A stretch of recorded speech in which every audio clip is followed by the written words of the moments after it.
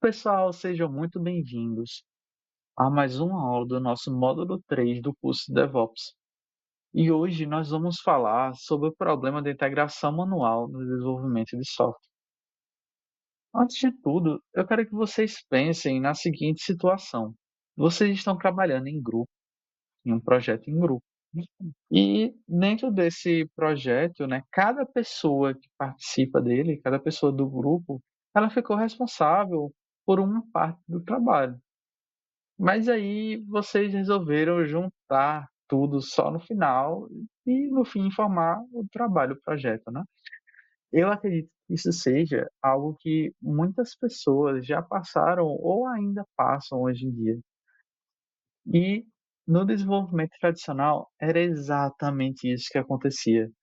Ou seja, cada desenvolvedor, ele trabalhava isolado na sua máquina e sem integrar o código com os demais. Isso, minha gente, por meses, ó, muito tempo sem integrar. E a ideia era bastante simples. Depois a gente pega tudo e junta.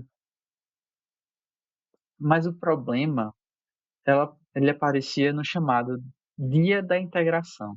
Esse era, minha gente, o dia D dos projetos. Em que, depois de muito tempo, depois de semanas ou meses, sem juntar o código, chegava o momento de pegar tudo e unir pela primeira vez.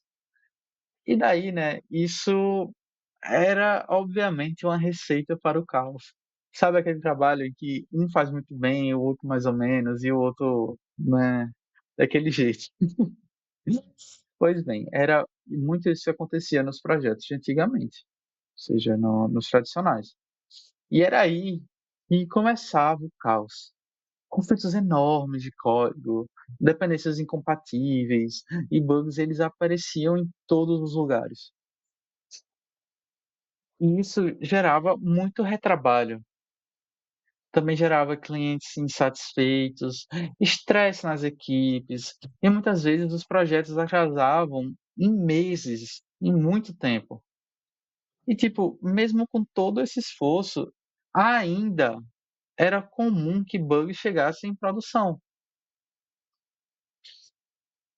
Então, tipo, a gente pode pegar essa situação e comparar com a construção de uma casa. Vamos lá, a gente imagina como se o pedreiro, ele construísse a estrutura sozinho. O eletricista, ele decidisse fazer toda a parte elétrica isoladamente. E o encanador cuidasse da tubulação, sem conversar com absolutamente ninguém.